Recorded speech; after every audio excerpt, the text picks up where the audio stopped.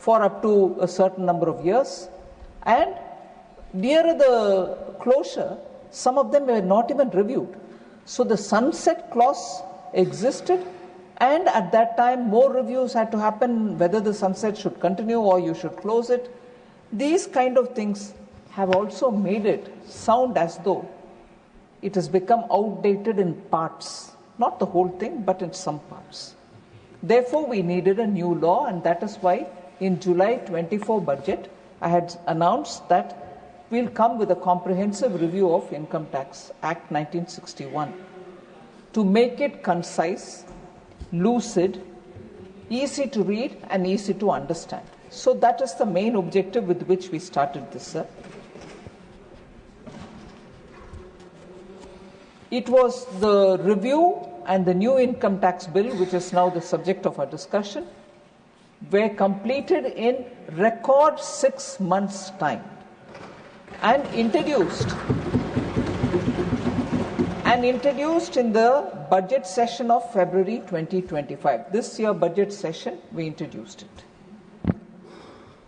The drafting of the new bill itself involved 75,000 person hours. That is the extent to which we... Manya Mantriji, okay. Honorable members, it is now 6 p.m. If the House agrees, we will sit beyond 6 p.m. today till the disposal of the Income Tax Bill 2025 and Taxation Laws Amendment Bill 2025. Do I have the leave of the House to extend the sitting beyond 6 p.m.? Yes. Thank you. Honorable Minister. So, sir, the team of dedicated officers, I must appreciate the CBDT and also the Department of Revenue, who together did the drafting of the new bill, as I said, taking 75,000 person hours, with a team of dedicated officers. So the Income Tax Department worked very earnestly and repeatedly went through for any overlaps or errors in the language and kept itself constantly reviewing and correcting, reiterating, and so on. So, before I get into the features of the bill, and I wouldn't take long to give the data, this is a bill which is going to be very consequential. An Income Tax Act, every year, some amendment in the finance bill itself, we all pay a lot of attention, go into the details, what will it mean, what is the implication on me, how many people will end up paying more, paying less, what are the other provisions with which action will be taken on me, and so on. All of us are quite aware of that. So for even one little amendment to the Income Tax Act, there is so much attention given for the finance bill during the budget session every year. So this is a very consequential act in that we are changing the 1961 Act itself in a way, removing it and bringing a new act. We won't remove it in total because there will still be some cases or some incidents which relate to that period, and therefore that 61 Act will continue in some form only to the limited purpose of attending to those period relevant matters. So if this is the seriousness with which this country is looking at bringing a assessee-friendly, taxpayer-friendly act, replacing the 1961 Act, and it is a milestone which this country's financial system will face. I am shocked that the opposition doesn't want to participate in it. And let me tell you, sir, initially, understanding the importance and the consequential nature of this, the opposition parties agreed in the Business Advisory Council, Business Advisory Committee, that they will indeed participate in the Lok Sabha and also in the Rajya Sabha on this bill and debate it. Allotted time. And they were allotted 16 hours in Lok Sabha, 16 hours of debate in Rajya Sabha. Most often the opposition says, no, you don't want to discuss anything. We are asking for public, people's interest, public's interest. We want to have charcha on this matter. We agreed for 16 hours of charcha in Lok Sabha, 16 hours of charcha here. Okay, you had some protest, you want to march to the Election Commission, you went. But you came back, participate. You agreed to give 16 hours time for this discussion. Why are they away, sir, today? And when we talk about tax and tax-related matters, they will say, no, you're imposing tax burden on the people. Let me tell you, prior to COVID onwards, 2019 onwards, Prime Minister Modi has given clear instructions.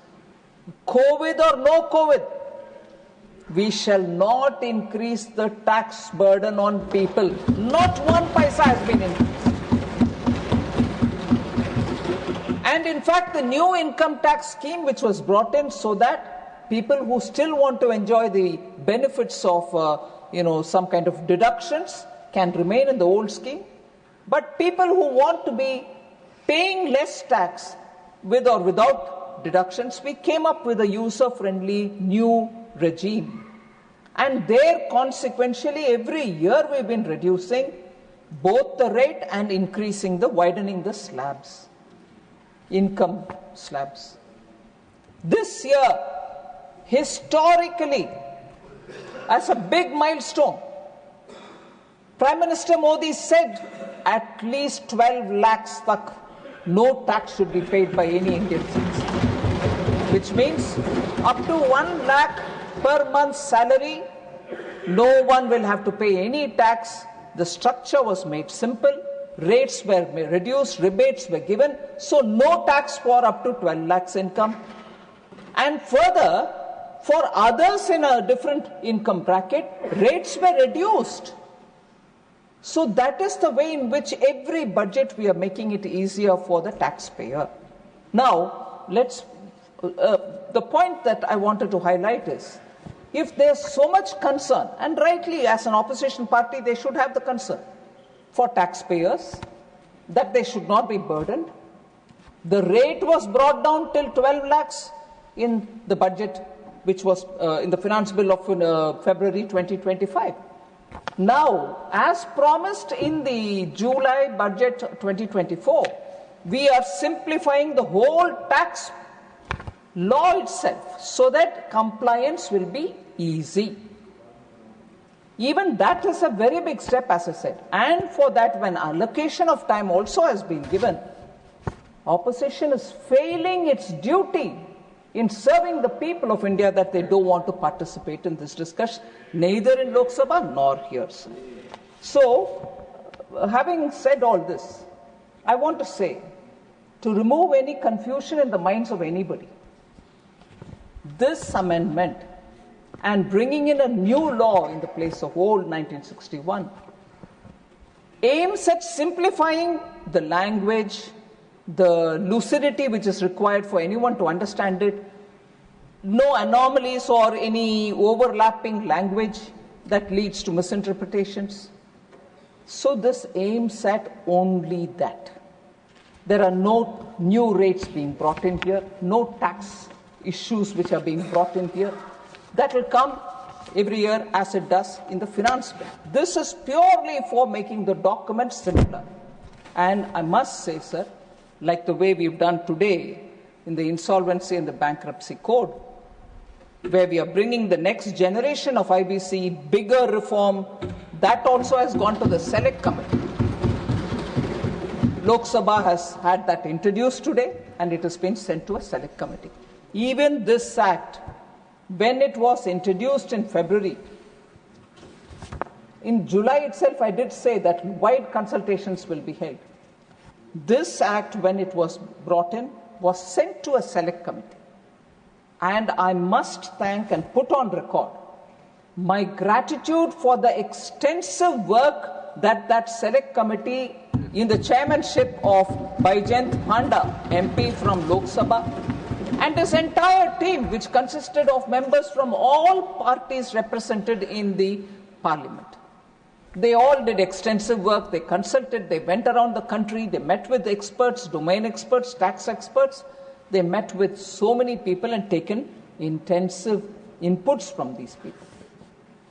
So, The committee consisted of 31 members from across, as I said, from across the political spectrum.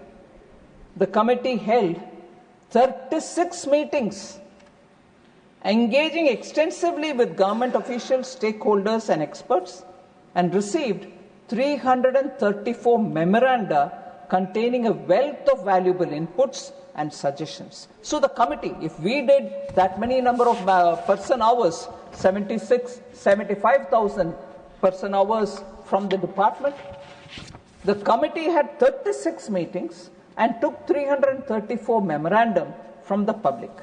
Now, after all that, the Select Committee, in its report, which was submitted to the Lok Sabha Speaker, has put forward 566 recommendations. The intensity and the gravity of the work is what I want to highlight before you, Honorable Deputy Chairman, sir.